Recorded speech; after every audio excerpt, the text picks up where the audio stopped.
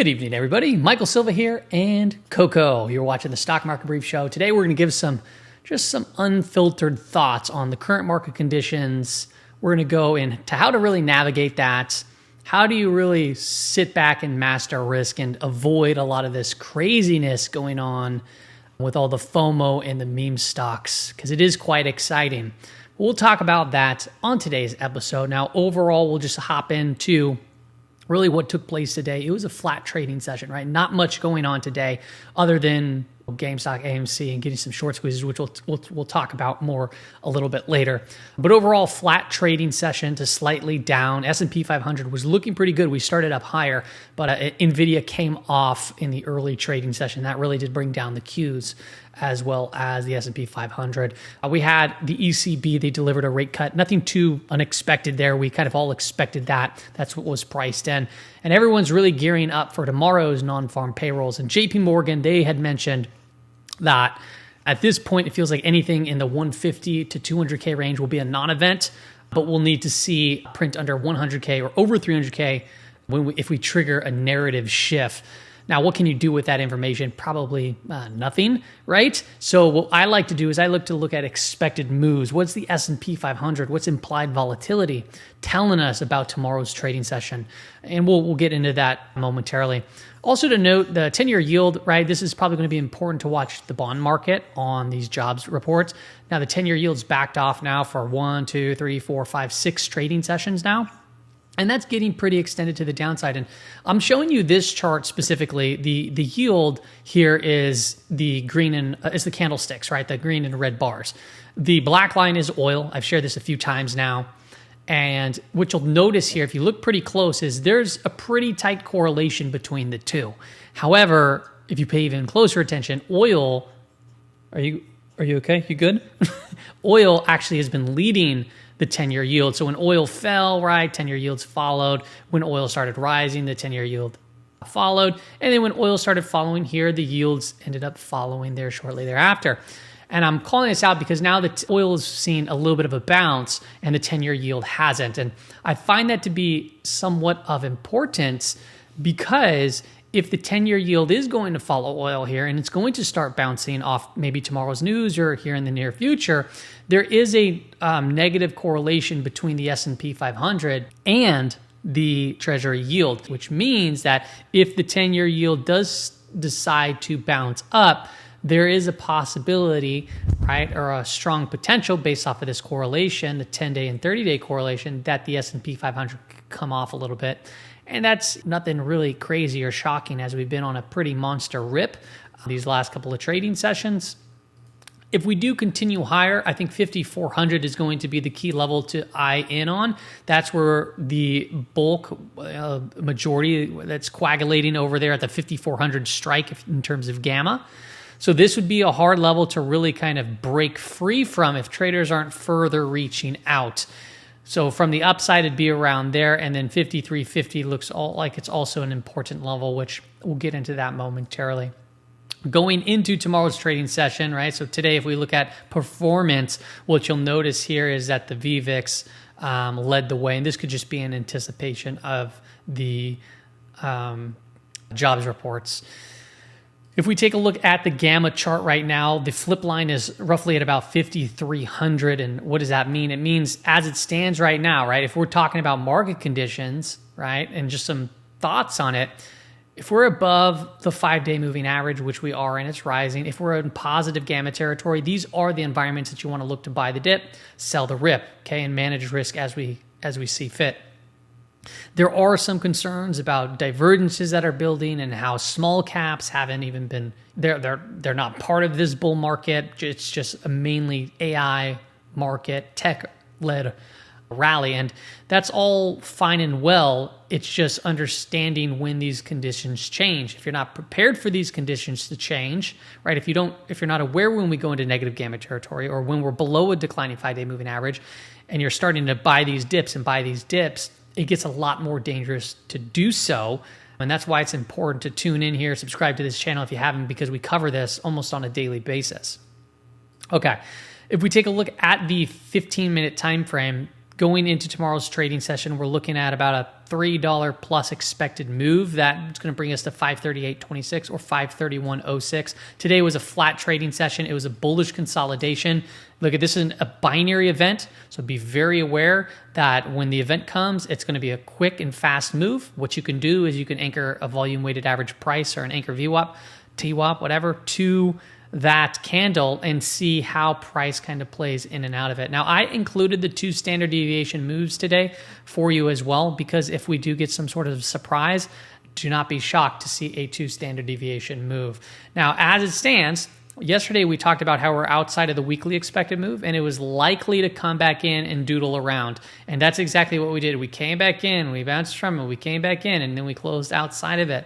So the higher probability is obviously coming back within the weekly expected move. However, just be aware, obviously, that it's highly dependent on how the market responds to the data.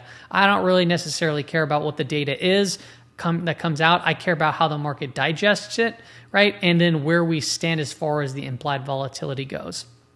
Now, being that this is the higher probability of the downside, I still want to call out if the market wants to scream up, we have the upper monthly expected move here. That's what the market price in for the month of June, and it's only June 6th. So if we were to just, boom, scream up higher, right, I'd be looking to trade that stuff. But I'd also, when we get outside of monthly expected moves and we get fairly good sized outside of them, and it's early in the trading month, I always like to actually put on some hedges at that point. Just like last month, we got way outside of it, and I put on a little hedge. Was it a big hedge?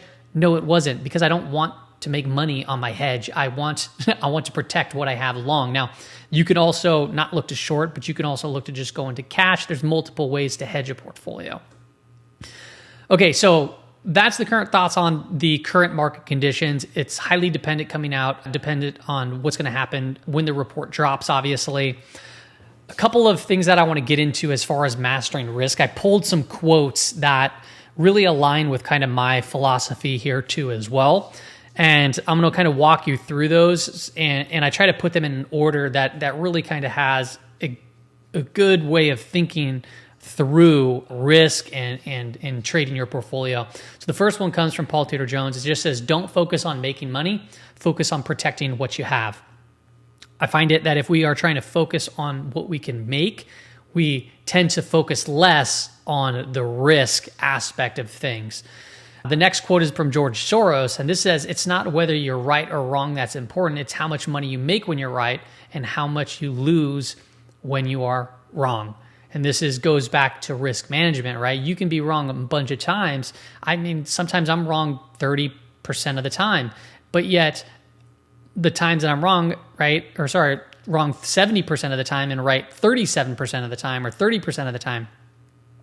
When I'm wrong, I'm wrong quickly, and when I'm right, I try to hold on to those and squeeze out as much as juice as I can. Another quote here was, don't worry about what the markets are going to do, but worry about what you're going to do in response to the markets. And this goes to just have an opinion, but have it very loosely held opinion, because you've got to be willing to adapt and change when markets change themselves, and you got to respond accordingly. A lot of people try to focus on being 9 out of 10 times correct and posing everything correctly. To me, when I trade, I couldn't care less if I'm wrong a bunch of times, as long as I'm getting out quick, because I know that a winner is right around the corner, and when it comes, I want to just let that play out. Limit your size in any position so that fear does not become a prevailing instinct guiding your judgment.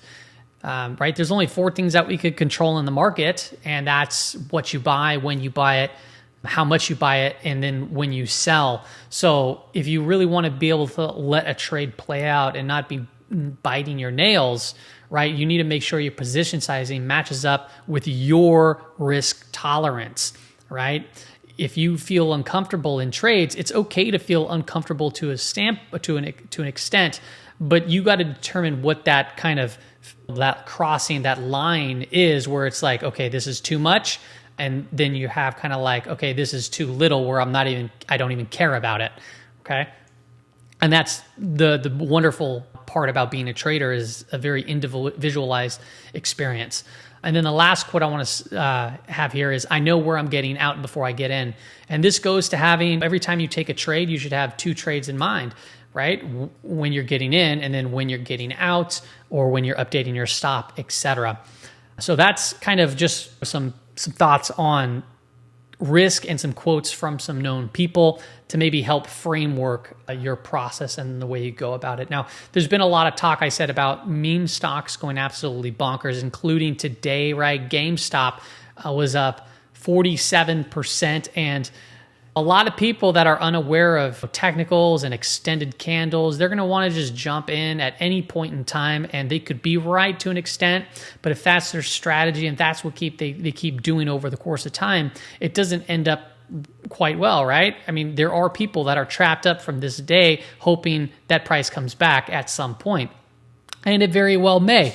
I don't know. Tomorrow, I'm going to try to go live and stream this alongside of Roaring Kitty and watch the price of GameStop and some other meme stocks too. So if you can tune in live, make sure to do so. But he hasn't had a live stream for a few years or something like that. And as soon as this was announced, right, that he was going live, that's when a lot of these meme stocks started really going crazy, which was pretty exciting because I personally traded GameStop multiple times today. And if you look at the intraday time frame, you'll notice that things set up, right? Things set up. It was putting in higher lows. It was above the opening range, and it was getting tight throughout the entire trading session. And then all of a sudden, we broke out and consolidated. And at these points, I mean, these created huge opportunities. But just be aware that even you'll see volatility in both directions. So come tomorrow, and it's even up in the afternight session. Come tomorrow, be patient, wait for your setups, understand the ranges of each of these candles. If you're trying to buy the dip, and add, moves like this can completely blow you out. And this is only a minute time frame. So the markets, they move between expansion, right? And then they contract, they get tighter again. So you got to watch for areas of contraction because that'll allow you to have smaller amounts of risk, and hopefully the volatility, when it expands, it's on your side. But if it's not, well, guess what? That's where the second trade comes in and gets you out. We covered a lot on today's Stock Market Brief Show. Hope today's session helps out a little bit, and I'll be live tomorrow alongside a Roaring Kitty to kind of watch some meme stocks and give my thoughts on the markets also in real time. See you later.